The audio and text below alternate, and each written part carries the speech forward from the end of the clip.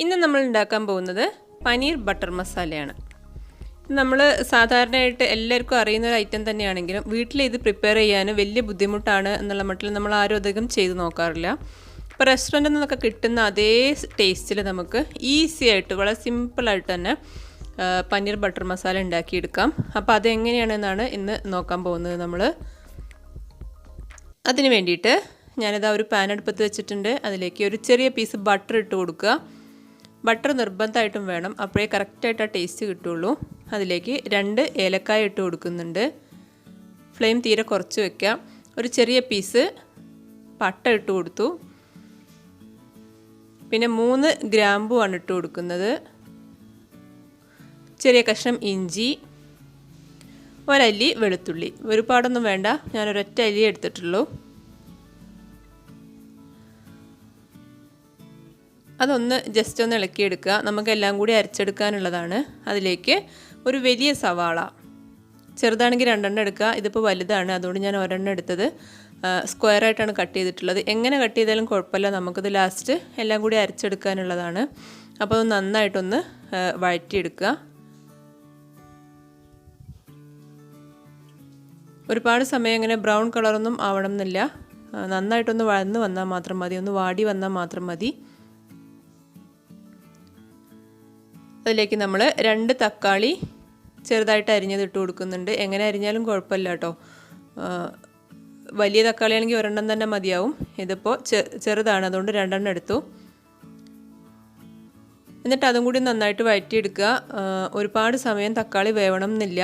അതിൻ്റെ ആ raw taste ഒന്ന് ജസ്റ്റ് മാറിയാൽ മാത്രം മതി. ഇതൊക്കെ നമുക്ക് വീട്ടിലെപ്പോഴും ഉള്ള ഇൻഗ്രീഡിയൻസ് തന്നെയാണ്. അതിനൊരു ബട്ടർ മസാല ആക്കി എടുക്കുക എന്നുള്ളൊരു ജോലി മാത്രമേ ഉള്ളൂ. നന്നായിട്ട് ചൂടാറിയതിന് ശേഷം നമ്മൾ മിക്സിയുടെ ജാറിലേക്ക് മാറ്റുകയാണ്. എന്നിട്ട് നല്ല പേസ്റ്റായിട്ട് അരച്ചെടുക്കുക. ചൂടാറിയതിന് ശേഷം ചൂടോടെ കൂടി അരച്ചാലും കുഴപ്പമില്ല, പക്ഷേ എളുപ്പം ചൂടാറിയതിന് ശേഷം അരയ്ക്കുന്നതാണ്. അതവിടെ മാറ്റി വെച്ചിട്ട് നമ്മൾ വീണ്ടും പാൻ അടുപ്പത്ത് വെച്ചിട്ടുണ്ട്. അതിലേക്ക് ഒരു ചെറിയ പീസ് ബട്ടർ ഇട്ട് കൊടുക്കുകയാണ്. അതിലേക്ക് ഒരു ബേ ലീഫ് ഇട്ട് കൊടുക്കുന്നുണ്ട്. ഒന്ന് കട്ട് ചെയ്തിട്ട് ഇട്ട് കൊടുക്കുക, അപ്പോൾ കുറച്ചുകൂടി ടേസ്റ്റ് കിട്ടാൻ നല്ലതാണ്. അതൊന്ന് ഇളക്കി കൊടുത്തതിന് ശേഷം നമ്മളതിലേക്ക് മുളക് പൊടി ഇട്ട് കൊടുക്കുകയുള്ളൂ. കാരണം ബേ ലീഫ് നമുക്ക് വേണമെന്നുണ്ടെങ്കിൽ എടുത്ത് കളയാം.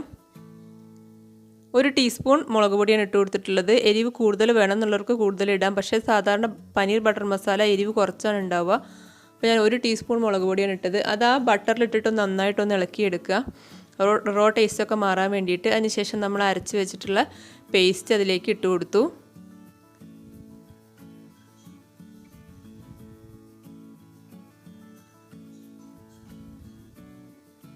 നമ്മളിനി ഇതിലേക്ക് വെള്ളം ആഡ് ചെയ്യും, പക്ഷേ അതിന് മുമ്പ് ഈ ബട്ടറിലിട്ടിട്ട് ഈ പേസ്റ്റിനെ നന്നായിട്ടൊന്ന് വഴറ്റിയെടുക്കണം. ആവശ്യത്തിനുള്ള വെള്ളം ആഡ് ചെയ്ത് കൊടുക്കണം. അതിന് മുമ്പായിട്ട് ഉപ്പ് ചേർത്ത് കൊടുക്കുക, പാകത്തിനുള്ള ഉപ്പ് ചേർത്ത് കൊടുക്കുക. ഞാനിപ്പോൾ ഒരു 200 ഗ്രാം പനീറാണ് എടുത്തിട്ടുള്ളത്. അതിനുള്ള ഉപ്പിട്ട് കൊടുക്കുക. അതിനുശേഷം നമ്മളതിലേക്ക് വെള്ളം ഒഴിച്ച് കൊടുക്കുകയാണ്. ഞാനിപ്പോൾ ഒരു 1.5 കപ്പ് വെള്ളം ഒഴിച്ച് കൊടുത്തിട്ടുണ്ട്.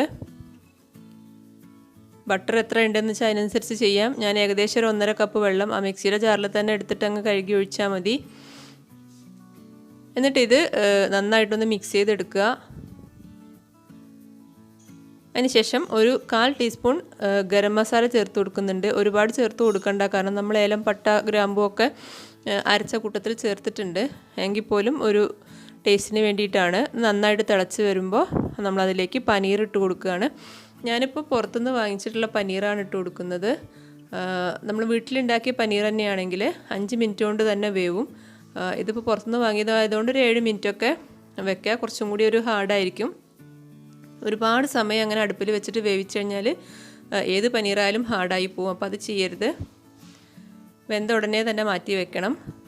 അപ്പോൾ ഇതാ തിളച്ച് വന്നു. അപ്പോൾ നമ്മൾ അടച്ച് വെച്ചിട്ടൊന്ന് വേവിക്കുകയാണ്.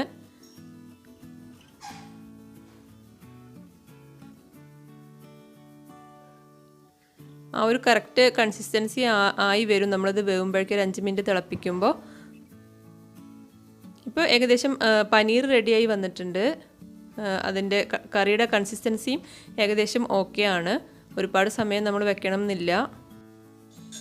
കറി നന്നായിട്ടൊന്ന് കുറുകി വന്നിട്ടുണ്ട്. ഇപ്പോൾ കറക്റ്റ് കൺസിസ്റ്റൻസി ആയിട്ടുണ്ട്.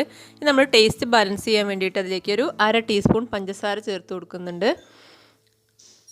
ഇനി നമ്മൾ ചേർത്ത് കൊടുക്കുന്നത് കസൂരി മേത്തിയാണ്. നിർബന്ധമായിട്ടും കസൂരി മേത്തി ചേർക്കണം, കാരണം അതാണ് ഇതിനൊരു ടേസ്റ്റ് കൊടുക്കുന്നത്. സൂപ്പർ മാർക്കറ്റിലൊക്കെ ഇത് അവൈലബിൾ ആണ്. അതൊരു പിടി എടുക്കുക, ഇത്രയും എടുക്കുക, എന്നിട്ട് കയ്യിലിട്ടിട്ട് തന്നെ ജസ്റ്റ് ഒന്നങ്ങ് പൊടിച്ചിട്ട് അങ്ങ് ഇട്ട് കൊടുത്താൽ മതി. നന്നായിട്ട് പൊടിയണമെന്നൊന്നുമില്ല, ജസ്റ്റ് ഒന്നങ്ങ് ക്രഷ് ചെയ്തിട്ട് ഇട്ട് കൊടുക്കുക. എന്നിട്ട് അതിൽ കിടന്ന് കുറച്ച് സമയം ഒന്ന് തിളച്ചോട്ടെ, 1 മിനിറ്റൊക്കെ ഏകദേശം ഒന്ന് തിളച്ചോട്ടെ. അതിൻ്റെ ടേസ്റ്റ് അതിൽ വേണം, അപ്പോഴാണ് ശരിക്കും പനീർ ബട്ടർ മസാലയ്ക്ക് ആ ഒരു ടേസ്റ്റ് കിട്ടുക. എന്നിട്ട് 1 മിനിറ്റ് സമയമൊക്കെ ഒന്ന് തിളക്കട്ടെ. കസൂരി മേത്തി എന്തായാലും ചേർക്കണം കേട്ടോ, അതില്ലെങ്കിൽ ഒരിക്കലും ആ കറക്റ്റ് ടേസ്റ്റ് വരില്ല. അതിനുശേഷം ഏറ്റവും അവസാനം നമ്മൾ ചേർത്ത് കൊടുക്കുന്നത് ക്രീമാണ്, ഫ്രഷ് ക്രീമാണ് ഞാൻ ചേർത്ത് കൊടുക്കുന്നത്.